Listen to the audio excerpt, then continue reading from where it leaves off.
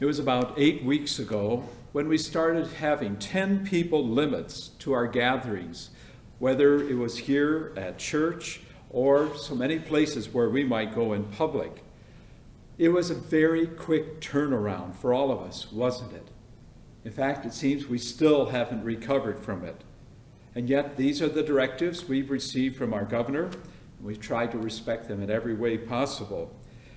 When you visit with people in these last 8 weeks, though, and you visit, especially the longer you visit with someone, sooner or later it comes through. There's a little sense of fear in people. And you can feel it. It's palpable. And some of it's natural. The coronavirus, we've been trying to understand it. And of course, any of us who has a family member who's elderly, any of us who has someone who has an existing health condition, we're very careful. We're very cautious. We want to safeguard their health in any way. We don't want to hear of anyone, even if they get the virus, that they might have to go to the hospital, or even worse, as we know in our own community, those who have died. There's a foreboding sense, too, in just our economy.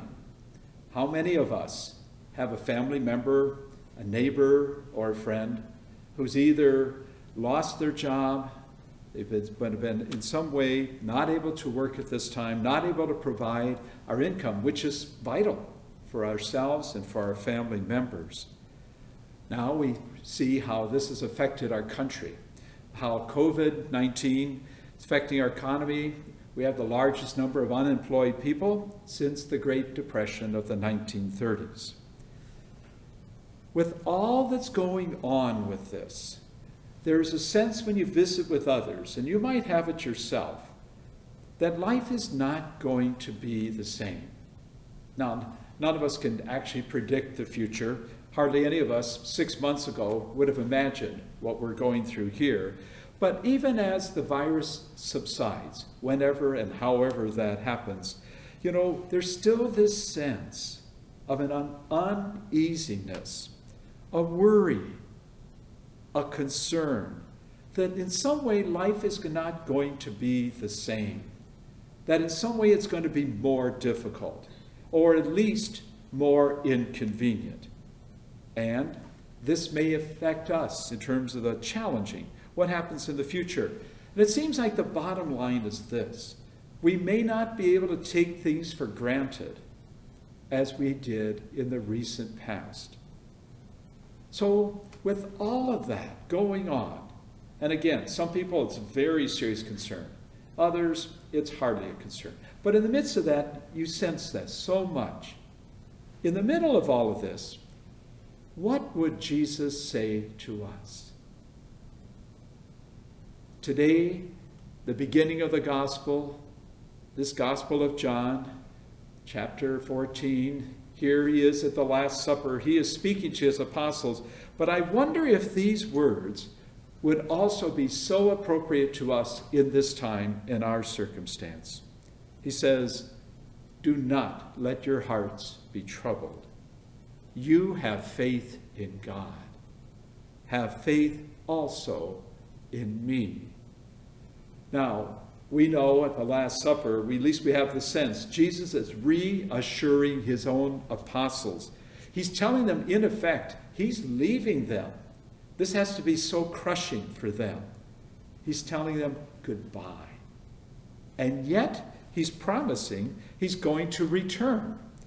He's going to return in a way that they don't understand. And how could they?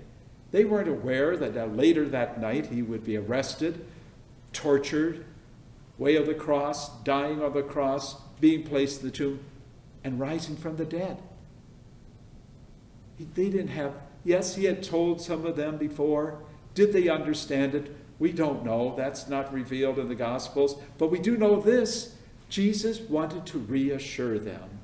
And this is not a false reassurance, like everything's going to be all right. No, it was a promise. And the promise was he would return. And of course, you and I would think of hearing that, he'll return the way he was. No, he would return risen. He would return to the upper room. He would return on the way to Emmaus with the 2 disciples. He would return over and over to the upper room.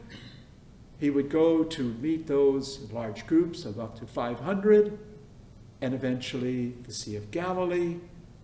And then he would return to the Father, and he promised the Holy Spirit would be sent to them. And so for you and me, see what happens because of this promise. We've been listening to it. Those who've been following the daily masses, and even on Sundays, we're hearing how the Acts of the Apostles are telling us what happens after they find that Jesus is risen and has empowered them with the Holy Spirit. They're able to preach boldly in public places they had not ever done before. They were traveling places they had not even known about before, and now they're speaking of Jesus openly, publicly. And they're having converts, not only who you might expect, those who are Jewish had that tradition, now also Gentiles, those non-Jews, those who didn't have the Jewish tradition, the Hebrew tradition. And through all of this, it wasn't just because they're extraordinary speakers. It was their witness. It was his presence within them that gave them conviction. That's what people saw, and that's what they wanted. And so for us today, there's a great lesson to be learned. What is Jesus saying to us today? When, for some of us at least, there is a fear in our hearts. Yes, for some of us, just physical health. For others of us, it's for our elderly family members and for our elder neighbors and friends, those in assisted living facilities and so forth. We're concerned very much jobs, holding on to our jobs, finding another job, finding ways we can support ourselves and our family. And bottom line, we're yearning for a sense of a new normal, what that's going to be. And in the midst of this, Jesus is saying, you have faith in God. Have faith also in me. In other words, he's asking you and me to place our trust and our confidence in himself. Yes, at this time in our lives and in our country and around the world, there's much that's out of our control. And yet, what's the tendency? Well, we'll get it more in control ourselves. We'll rely more on ourselves. Understandable, up to a point. Here, even you and I do not know what's going to be happening. But what Jesus is inviting us to be aware is, oh yes, do take care of what we can do, but realizing we have less control in our lives than we may have thought we did. That life is not as predictable as we anticipated.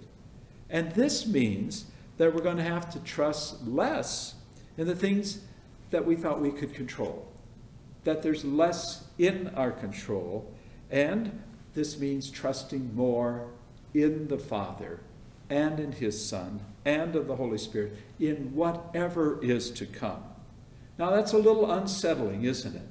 We'd like to say, oh, it's all going to be good and fine, but it's realistic.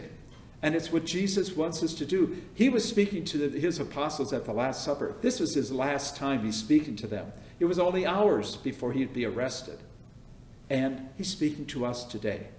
It's not the same dire situation, but nonetheless, he's inviting us to recognize he is speaking to you and to me, not just at this Mass, but in this time in our lives. And perhaps he's inviting you and me to rely on him more and less on our own ability to whatever it is that we would like things to be. Perhaps Jesus is telling you to realize he is the way, the truth, and the life. Where we sometimes think there's many ways, but he is the way. And perhaps more than ever, Jesus wants us to follow him wherever he's leading us. He's walking with us. He's assuring us and he's comforting us. Perhaps these words, that Jesus is the way, the truth, and the life, are more than just words, but a way of life, for you and me as disciples of Jesus.